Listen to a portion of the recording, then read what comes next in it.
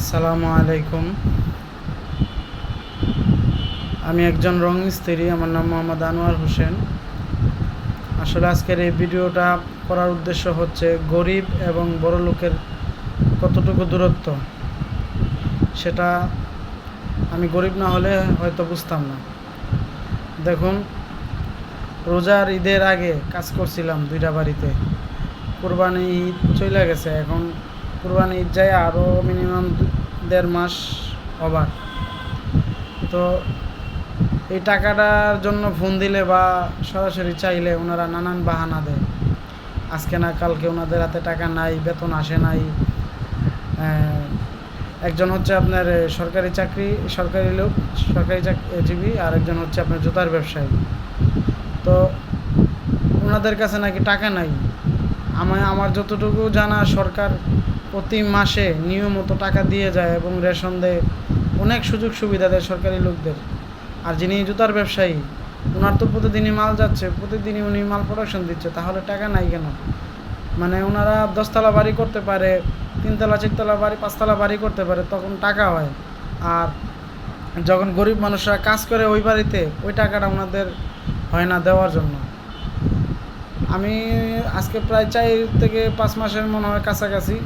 তো একটা গরিব মানুষ 4-5 মাস কীভাবে চলে কাজকামে টাকা না দিলে? আপনারাই বলুন। এই টাকার জন্য আমি যে কত পেরেশানি করছি, মানে ওনাদের কাছে গেছি, ওনারা ফোন দিলে বলে যে আমি বিজি আছি, এখন ফোন দিও না, ডিস্টার্ব হচ্ছে। তারপরে এমনও হয়েছে, আমারে ধমক দেওয়া হয়েছে, গালাগালি করা হয়েছে ফোনে। কি বলবো, গরিব মানুষের এভাবেই দিন যায়। তো গরিব মানুষের কষ্টের কোনো দাম নাই এই পৃথিবীতে, কারণ থাকবেই বা কীভাবে, ওনারা তো গরিব।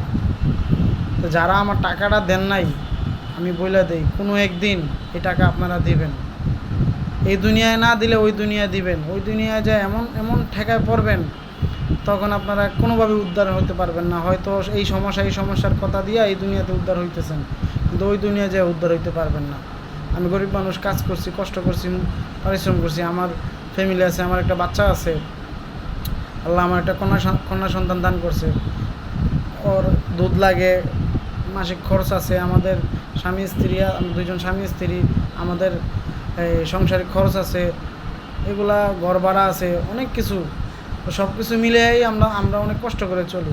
তা আমাদের টাকাটা ওনারা দিতে চায় না। ওনাদের 10তলা বাড়ি করতে যে সিমেন্ট কিনতে টাকা হয়, রড কিনতে টাকা হয়, তারপরে আপনার এই রং কিনলে, রঙের কাজ করাইলে রং কিনতে টাকা হয়, কিন্তু রং মিস্ত্রি বা সিমেন্ট মিস্ত্রি, রাজমিস্ত্রি, এদের মজুরি দিতে যায়, ওনাদের টাকা হয় না। তো এটাই বড় লোকদের আর গরিবের ভিতরে তফাৎ, বুঝছেন?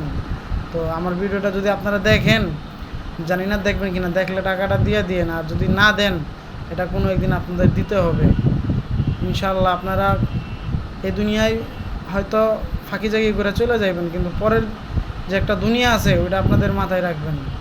আশা করি যদি ভিডিওটা দেখেন, হয়তো দেখতে পারেন। আর যদি না দেখেন, তাও আল্লাহর কাছে আমার বিচার রইল। আল্লাহ পাক যাতে আপনাদের